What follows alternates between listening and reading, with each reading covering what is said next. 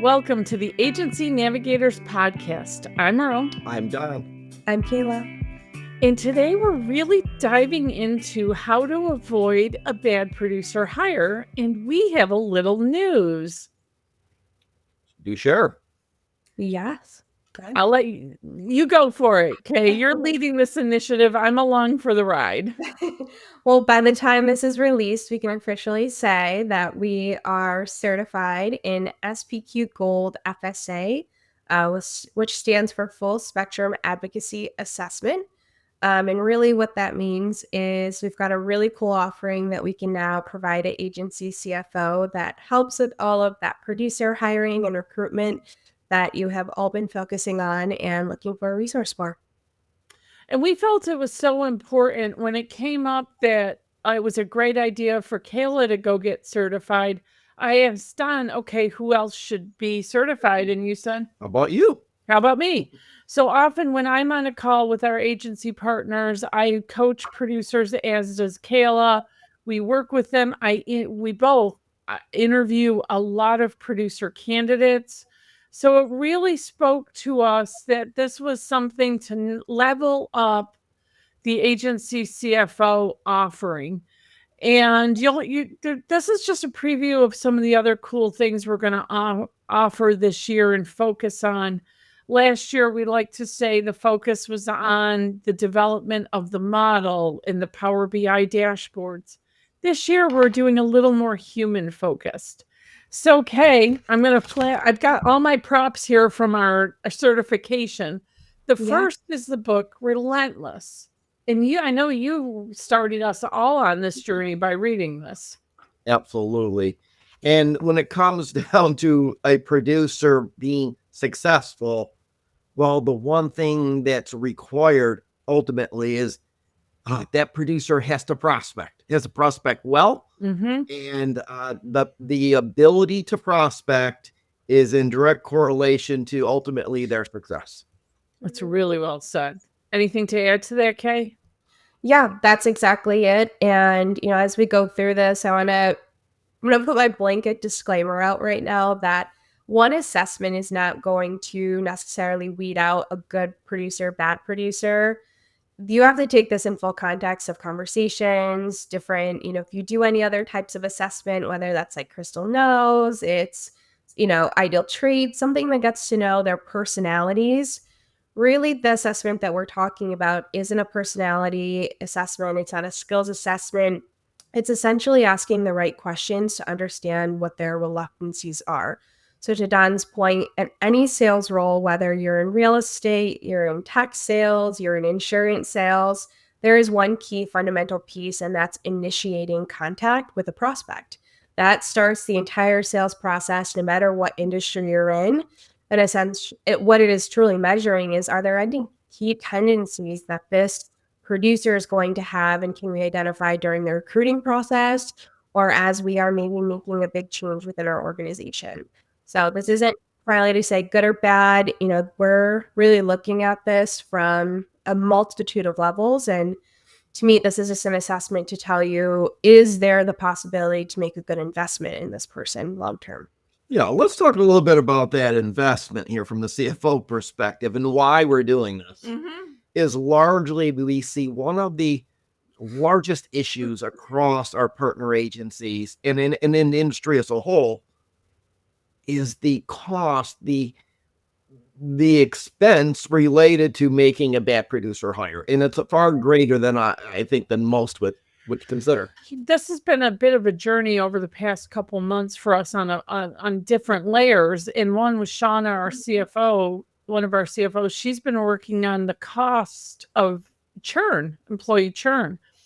And we saw one case that she's working on where you figured out it's a point of profitability. For a mid-sized agency. Of profitability for every employee that churns. Absolutely. It is that impactful. So that's part of the whole backstory of why we did this. It's hidden. It's hidden. When you look at your income statement and your expenses, it's hidden in there. There's no line that says failed hires X dollars, mm-hmm. but it's hidden And that's, I think, part Training of time, the, licensing time, all of it. let alone your own personal time and emotional energy that has gone down the drain. Mhm. And clearly we're all passionate about this because the three of us especially have seen the aftermath. The agency partner, that's what we like to call those who work with us. They get so excited. They have this great candidate. This is going to be game changing. They hire the candidate. Well, they had to learn the system or they had to understand our culture or our client base. And the excuses start and the snowball starts going down the hill and gets bigger and bigger and bigger. Where you're 6 months, 8 months in, and we're on the other side of the camera saying, cut your losses. And they are so emotionally attached, they can't. Anything on that, Kay? I will say I probably built the most producer compensation plans in my entire career within the last 2 months. It has been a very hot topic, and the Yeah. best description I have of it and what I've been, from a fundamental level saying is hiring a producer is like going to Vegas. If you don't have the money to put down on a table to go play blackjack, to go play high risk cards, you generally should not be making a large investment into an outside producer. And I know that's really hard to hear. And especially when growth is a significant, whether that's something you're going to hitting a new milestone, a new million threshold, you are looking to really heavily invest in the agency.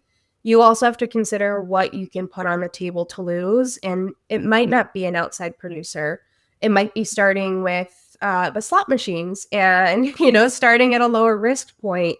But if you don't have 30,000 to go lose in Vegas, and the consequence of losing that 30,000 significantly puts you in debt, why would you still go to Vegas? So my point is, a producer hire is a luxury sometimes. And if you're not ready for it, how do we set the business up for it? And if you do finally have the 30,000 to put on the table, would you not try to do everything in your power to, double it, triple Yeah, it? and even the odds. Absolutely. So the basis of what we're talking about is call reluctance. And to all the points we made earlier, this should be a step in your recruiting process. And our agency partners, if you work with us, we're happy to talk through your recruiting process because everything affects the bottom line, your profitability, your growth, the whole culture, the core of your agency. So when it comes to call reluctance, which is the foundation of this, I personally thought through the certification process, one of the most interesting statistics was 86% of us have some sort of call reluctance. And you say, no, no, no. It's like, oh, yeah. For some, it may be picking up the phone and cold calling. For others, it may be asking for referrals or asking their friends and family. So I'm just giving a few examples of call reluctance. My personal call reluctance, because I have it, I've taken the assessment, is actually I am not good. I can open any door. I don't mind who I'm talking to. I'll talk to anybody at any level within the organization. I am not good at closing the deal. I'm not good at asking for the money. And it's a barrier. It really, I find myself, that's when I get stressed, intense. I've gotten to know these people. I've made the connection. I like them. And now I have to ask them to sign and turn over the money. That's really hard. And I recognize that through SPQ Gold, this FSA assessment. I was actually going to pick on all three of us because all three of us have taken the SPQ Gold FSA assessment at some point in agency CFO's development. And what's really funny is, and again, this is learned behaviors. These things can be trained and adjusted. So I'll set the context. I was just turning 24, very young, and it's so funny because my interpretations very much went with my reluctancy. So, I have at the time, my tendencies were telephobia, which means I did not pick up the phone. You were lucky if I picked up the phone to even call pizza in, to deal in customer service. I avoided the phone like the plague. And that's exactly what showed up in my reluctancies. Yeah. The other part of that is, and it's going to get a little, it's called social self conscious. And it essentially means that I'm not going to sell to someone potentially more educated, higher status. I would be really scared at the time to present to someone with prestige and, make sense for someone who is a young producer that wouldn't pick up the phone. I wouldn't have hired me at that point in time. So when you look at all three of ours, it's not to say, again, good or bad at sales, because we all have had to sell here at Agency CFO and step into Mhm. the prospecting cycle. Yet we've learned that Ro is really great at taking initiative and making this, initial outreaches. She's great at prospecting. Don's a great closer. He's going He is to the best. it. He's always going to ask for the sale, and I'm really good at the middle part of it. I'm great at group presentations and really working in the middle of the sales process. So again, when you put all three of us together, we're able to make a sale and we're able to do a really great job of the prospecting cycle. And that works for, this business. It works for Agency CFO. And really what this assessment does is it tells you, here's the prospecting strategies we need, and here's the type of salesperson we need to be higher in those tendencies, right? Or lower. And it's saying, here's what we need. Does this person match that assessment? And can their scores change over time? And do I want to make that investment to change those behaviors? It can change, but you have to know whether or not you want to make that investment and give them time to. Mhm. Hiring is one of the most subjective things. It we, is. we like somebody, and then we become this real optimist, like, oh, they're going to be a great producer. They're going to hit it out of the park. We fall in love with our own ideas, But and that leads us to overlook shortcomings that end up glaring us in the face. So, one of the tips to all of this, besides reaching out to us, if you're a full time mastery client, this will be somewhat integrated right into our program. First come, first serve on our mastery clients. They're our everything. So, we always take care of them first. The idea, though, is we start with this, we give them that background, that level of knowledge, our insights, so as to avoid, to help guide where they should go next. this is a one of the few things that is really objective. Yeah. Hiring is that subjective process. There's so much about it, regardless. It really is, in majority, I think, very subjective. It gives you an opportunity to look at your candidate from a wholly different perspective. I'll give them the And- preview of this is a sample report. It's pretty clear. And this CFO is going to say it all day. I'm good that, to make a small investment up front to save us a big loss in 6 months or a year. I'll take that every day. Hire slowly. And whether you use SPQ Gold or not, get enough assessments in the process so that you are objectively evaluating. And what I wanted to add to that is, I mentioned it earlier, your recruiting steps. Have someone, an advisor, a mentor, an industry partner, have them interview your producer. I do interviews all the time for our agency partners. I have uncovered things that they have either overlooked or glossed over. And every once in a while, they'll hire people when I say, I don't think it's going to work. And not to, more often than not, it's not worked. It's a very large investment, and we Yeah. have to treat it as such. And that's where we see even the best of the best. It has to be taken as you're making a very, very large investment. Which is why Agency CFO made the investment for Kayla and I to get the certifications. And again, I'm going to be Kayla's backup on this program. I will help wherever I can. She is a superstar with this. It speaks to her natural ability. So, Kay, I'll turn it back over to you for any other insights you have.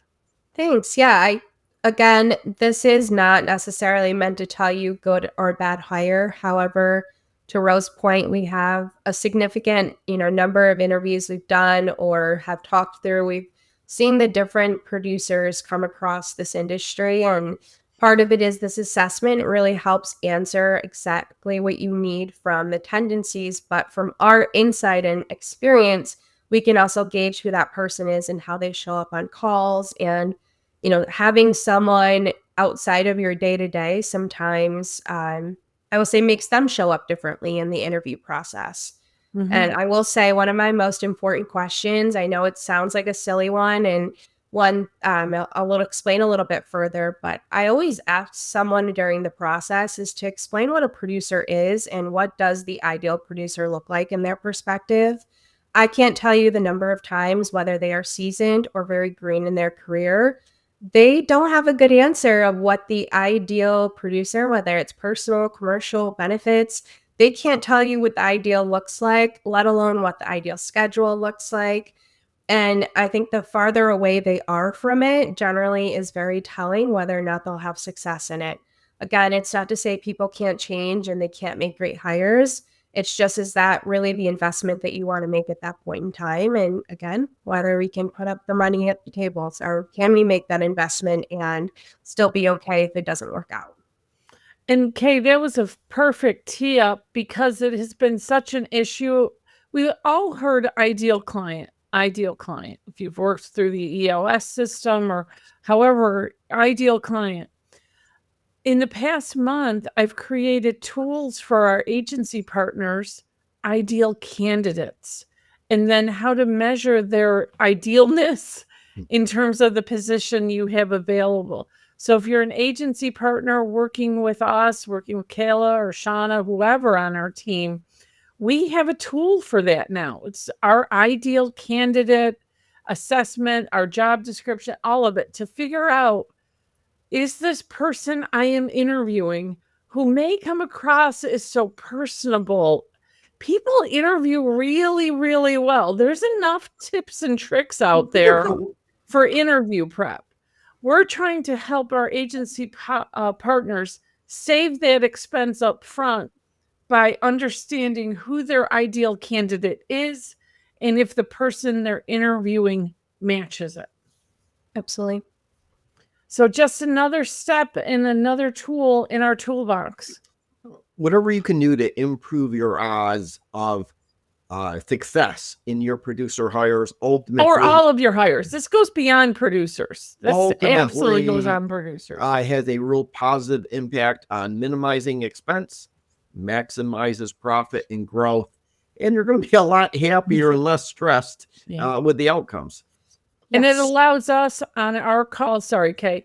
This one, it just thought of it. When we're on our strategic calls with our agency partners, we want to talk about moving the agency forward.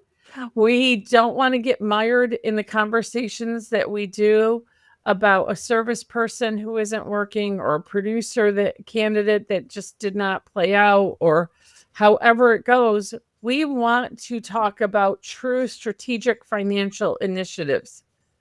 More often than not, a bad hire will get in the way. Kay, what were you going to add?